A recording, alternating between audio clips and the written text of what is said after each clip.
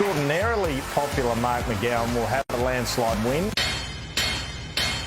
Move over, McGowan. The WA election's thrown up an even bigger and much weirder winner. 36-year-old software engineer Wilson Tucker of the Daylight Saving Party. Say what?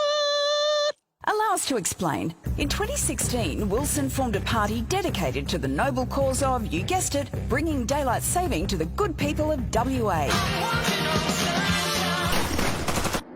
Now, Wilson's been elected to WA's upper house, representing the mining and pastoral region despite receiving only 98 primary votes. He did it with the help of this guy, so-called preference whisperer Glenn Drury. What? OK, now allow noted elections analyst Anthony Green to explain. Western Australia still uses a group voting ticket system. More and more people cottoned on to how you can game this system. Little tiny parties will just swap preferences with each other, not on any ideological basis. It's like a giant game of keepings off. You just kick the football around amongst yourself and keep it away from the major parties. A similar system hasn't been used federally since 2016, and there are calls for WA to drop it too. They have to abolish party control over preferences and put control in the hands of voters, and that stops these funny deals which elect candidates with very low votes. I think that this will be the last election in which an arrangement like this can happen.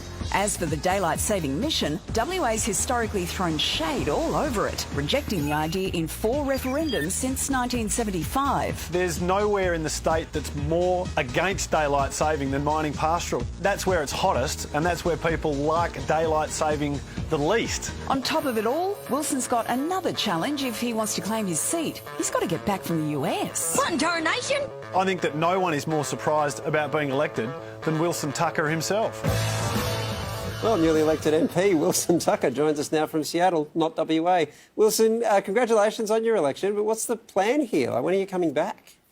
Look, very soon, very soon. I've spent the last 3 years living in Seattle.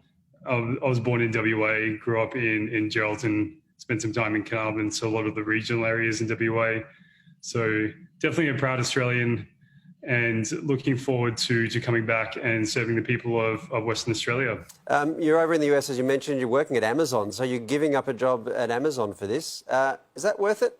Look, we'll find out. I hope so, and I think so. It's obviously an honour, and certainly with the Labor election victory recently in the state election, there is talk of reform, which will make it a lot more challenging for the minor and the micro parties to get elected. So certainly it is a good opportunity now, and one that I'll be taking. Voters in your electorate are well known for not being into daylight saving. With that in mind, are you really the best person to represent them? So I think WA is ready. Since the last referendum on the issue, it was marginally defeated by 54%. And since that time, there's been a demographic shift in WA and more of an influx in those metro areas that do support daylight saving. Personally, I'm a rock climber. I climb after work, and I'm always rushing the clock to try and get to the cliff and actually get some climbs in. And, you know, it's an issue that's affected me and my friends, and it's one that I think that West Australians can really benefit from. Mining, pastoralists and rock climbers. This is a broad coalition you're putting together, Wilson. I like it. It certainly is. So, Wilson, you're going to have to put on a suit now, given that you're going into Parliament. Are you going to stick with that amount of hair product?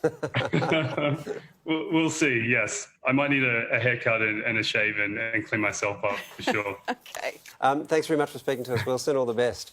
Perfect. Thank you.